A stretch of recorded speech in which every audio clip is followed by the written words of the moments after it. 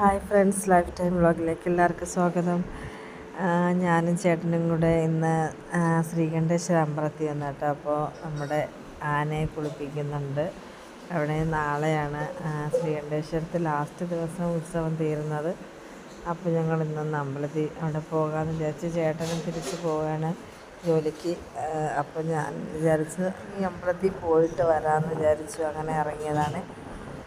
പിന്നെ എനിക്ക് ഹോസ്പിറ്റലിൽ പോകണമായിരുന്നു. സത്യം പറഞ്ഞാൽ ഹോസ്പിറ്റലിൽ പോകാനായിട്ടാണ് ഇറങ്ങിയത്. അപ്പോഴാണ് അറിഞ്ഞത് ഇങ്ങനെ അമ്പലത്തിൽ ഉത്സവം നടക്കുന്നു, നാളെയാണ് ലാസ്റ്റ് ദിവസം.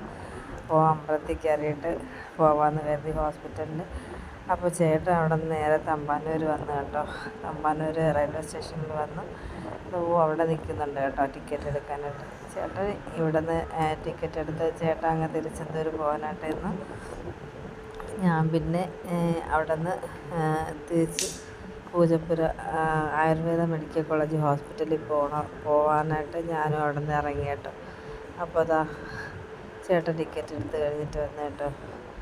അപ്പോൾ ഞാൻ അവിടെ നിന്ന് നേരെ പൂജപ്പുര പോകാനായിട്ട് വന്നു.